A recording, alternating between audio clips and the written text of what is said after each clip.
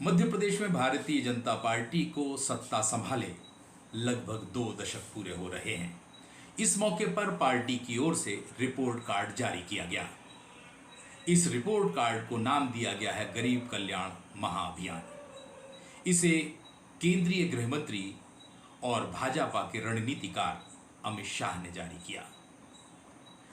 अमित शाह ने इस मौके पर भाजपा के 2 दशक के शासनकाल के दौरान मुख्यमंत्री रही उमा भारती, बाबूलाल गौर और शिवराज सिंह चौहान तीनों के कार्यों की याद की।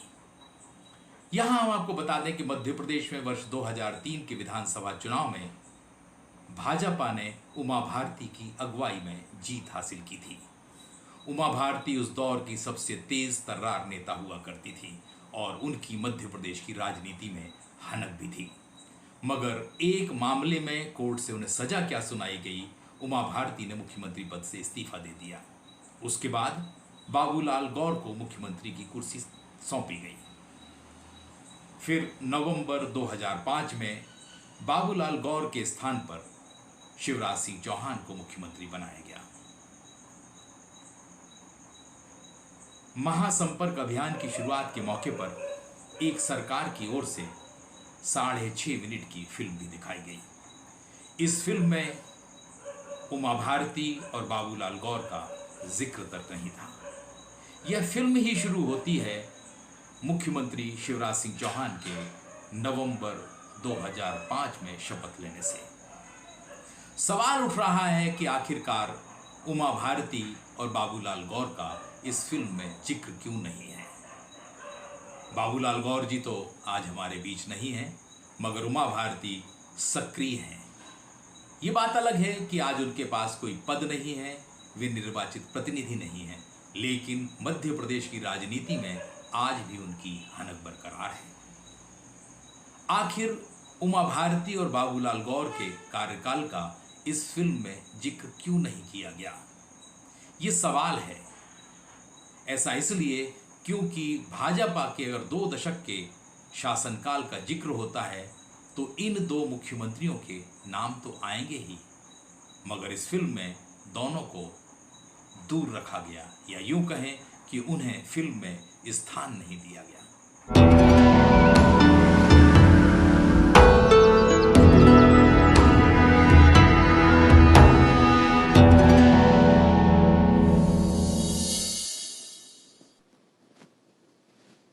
नमस्कार।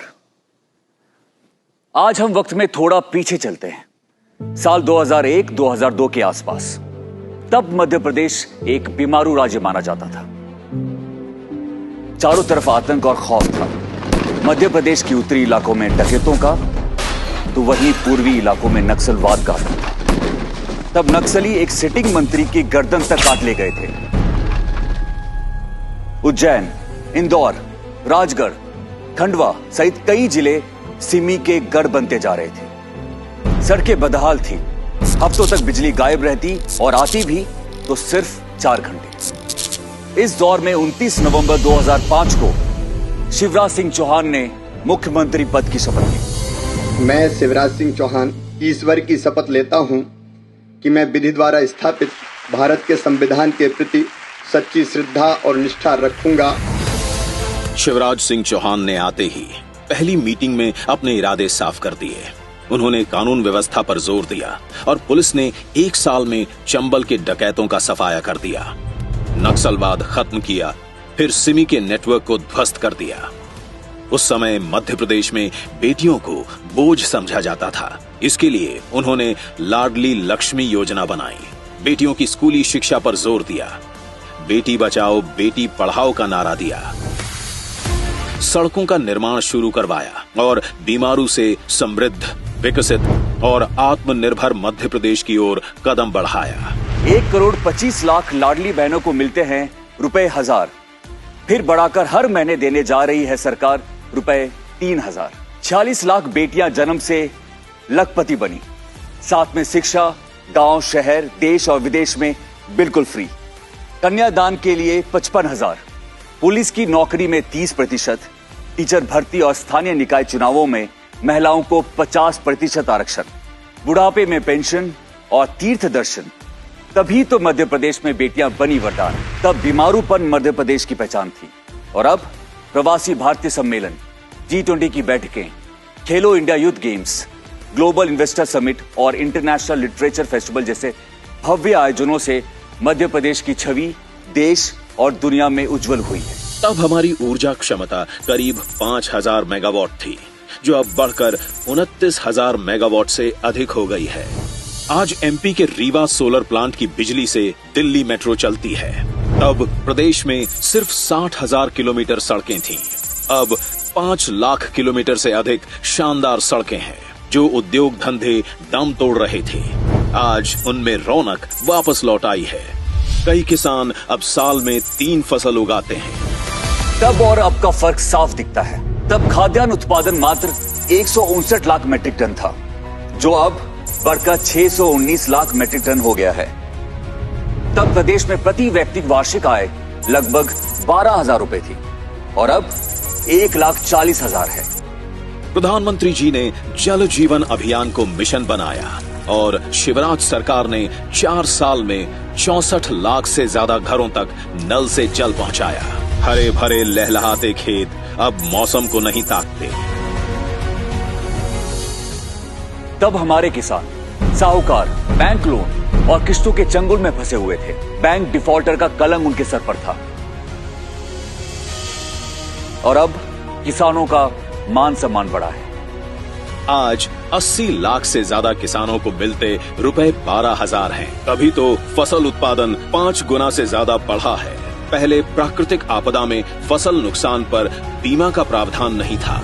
अब पिछले 3 साल में शिवराज सरकार द्वारा 20,000 करोड़ रुपए से ज्यादा की राशि फसल बीमा के रूप में दी गई है। शिवराज सरकार की 18 साल की मेहनत रंग लाई और मध्य प्रदेश के 1,36,00,000 लोग गरीबी रेखा से बाहर आए। 5 करोड़ से ज्यादा गरीबों को मुफ्त राशन, 44 लाख गरीब परिवारों को अपना घर, 6,25,000 गरीब बेटियों का कन्यादान, बुजुर्गों को 3,600 करोड़ रुपए का पेंशन।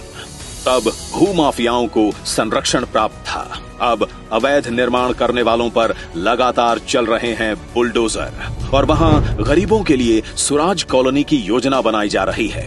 पेसा नियम से जनजाति समाज को जल, जंगल, जमीन का अधिकार मिला है। लगभग 3 लाख से अधिक पट्टे वितरित किए गए हैं। भगवान बिरसा मुंडा, रानी दुर्गावती के बलिदान को मिला सम्मान है। हबीबगंज रेलवे स्टेशन अब रानी कमलापति का और पाताल पानी स्टेशन जननायक टंट्या भील का गौरवगान करता है। बैगा, सहरिया, भारिया परिवार की महिलाओं को पौष्टिक आहार के लिए हर साल 300 करोड़ रुपए देती है सरकार। सीखो कमाओ योजना, लाडली बहना योजना, पिछली सरकार में छात्रों के लिए बंद हुई लैपटॉप योजना दोबारा शुरू की। सीएम राइस स्कूल शुरू होने से क्वालिटी एजुकेशन का नया युग प्रारंभ हो रहा है। 4,26,000 से अधिक बच्चे देश विदेश में पढ़ाई कर रहे हैं और इनकी फीस सरकार भर रही है। फर्स्ट आने पर बच्चों को ई स्कूटी और 70% से ज्यादा मार्क्स लाने पर लैपटॉप के लिए 25,000 रुपए मिल रहे हैं। तब 2002 में मध्य प्रदेश में केवल 5 मेडिकल कॉलेज थे, अब हैं 24। आयुष्मान भारत योजना से 3 करोड़ 62 लाख प्रदेशवासियों को 5 लाख तक का मुफ्त इलाज मिल रहा है। 2000 से अधिक एम्बुलेंस गंभीर मरीजों, गर्भवती महिलाओं और दुर्घटना के मामलों में संजीवनी का काम कर रही हैं।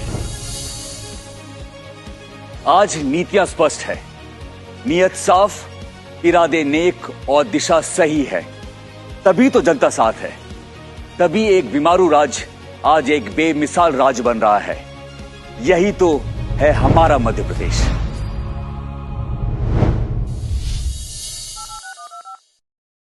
सरकार की ओर से जारी की गई इस फिल्म को देखने के बाद शायद आपको भी यह बात खटकी होगी कि उमा भारती और बाबूलाल गौर का जिक्र आखिर क्यों नहीं है। बाबूलाल गौर तो हम सब के बीच नहीं है, मगर उमा भारती अब भी सक्रिय हैं। राजनीति में उनका दखल है। वे मध्य प्रदेश में गाहे बगाहे सक्रिय नजर भी आ जाती हैं। हाँ, ये बात अलग है कि अब उनकी पहचान वैसे तौर पर राष्ट्रीय नेता की नहीं है जैसी आज से 1 दशक पहले हुआ करती थी। आज वे निर्वाचित प्रतिनिधि भी नहीं हैं और भाजपा के किसी बड़े पद पर भी नहीं हैं। लेकिन राज्य में चाहने वालों की संख्या कम नहीं है। वे जिस वर्ग से आती हैं उसकी सबसे चहेती नेताओं में हैं। आखिर उमा भारती को और बाबूलाल गौर को इस फिल्म में जगह क्यों नहीं दी गई? ये बड़े सवाल हैं।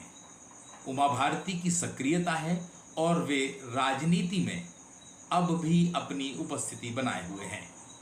हाँ, ये बात हो सकती है कि उमा भारती का पार्टी उपयोग न करना चाहती हो, और अगर पार्टी की रणनीति का यह हिस्सा है कि उमा भारती को चुनाव में ज़्यादा महत्व नहीं दिया जाना है, शायद इसीलिए फिल्म में उमा भारती को याद ना किया गया हो या उनके कार्यकाल की उपलब्धियों का जिक्र न किया गया हो।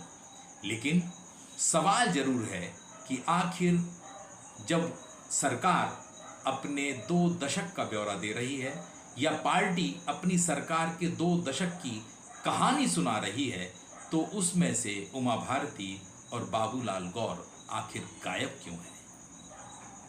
दोस्तों नमस्कार, आज के लिए बस इतना ही। अगर आपने मेरा YouTube चैनल सब्सक्राइब नहीं किया है तो मेरा आपसे आग्रह है कि सब्सक्राइब जरूर कर लें। दोस्तों आज के लिए बस इतना ही। नमस्कार।